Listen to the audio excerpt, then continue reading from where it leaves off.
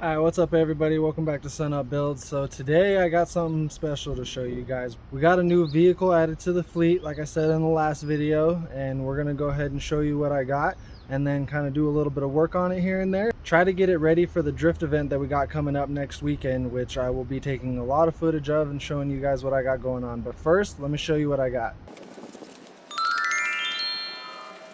Yep, so if you guessed it, I did get another 300ZX. So this one is manual. It's got a little bit of stuff taken off of it, but let's go ahead and kind of go through it so I can show you where it's at. So it is running and driving. We went ahead and put this cold air intake into it. It does have updated injectors. Other than that, nothing else really done with the motor. We are missing the back bumper back here. That's all right. We don't really need one to go drifting. Some of the interior is missing, but like I said, we do have a manual, so that's nice.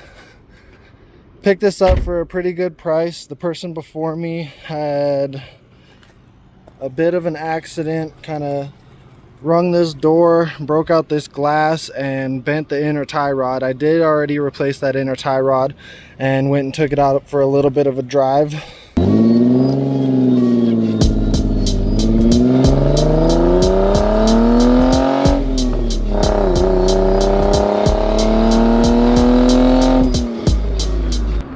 So the person I got it from had a bunch of aftermarket parts on it, and to help kind of sweeten the deal, I kind of told him that he could keep a lot of the aftermarket parts that were off of it.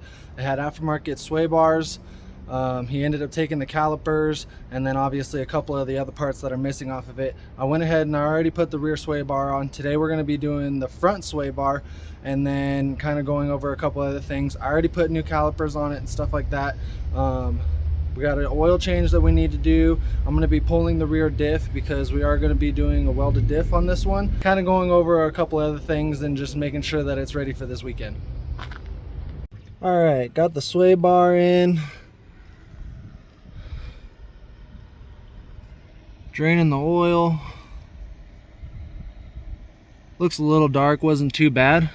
Alright, we got the oil change all finished up. Now we're going to go inside the vehicle and we're going to adjust the e-brake, and I'll show you guys how to do that. So underneath your boot for your e-brake, there's this little set screw right here that you can adjust it by, and there's also a way to adjust it from underneath the vehicle. So I pulled the wheel off. There's two 17s on the back of the caliper, and then once you get those off, you can just pull the caliper off. You never ever just let your caliper hang like that, but I'm going to do it just for today. Then we're going to go ahead and pull this rotor off.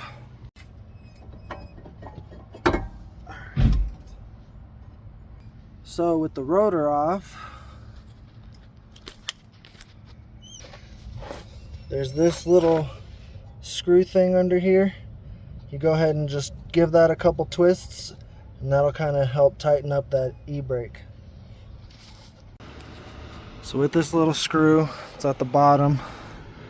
Let's go ahead and turn it towards you to tighten it. And then if you got to loosen it back up again,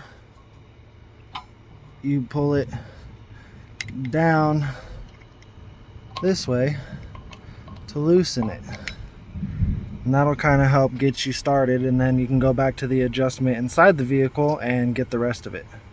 So then once you get your calipers and your tires back on, you can go back and come inside of here, pull your e-brake up, and do the rest of your adjustments right here by that screw.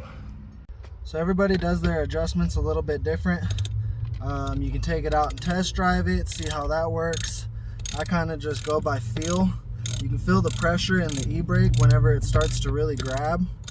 So I give it, a couple turns, kind of feel. Yeah, it feels like it's still a little bit loose. A couple more turns.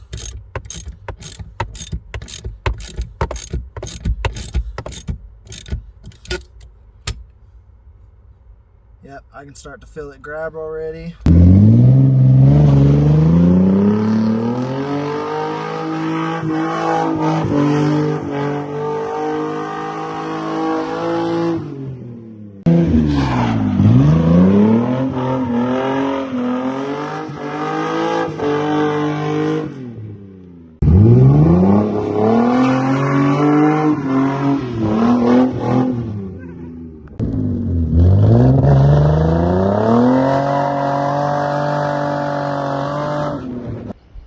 right, guys, as always, I really appreciate the support. If you guys can leave a comment down below, if you guys have any questions, leave a like, subscribe, and I will see you guys on the next one.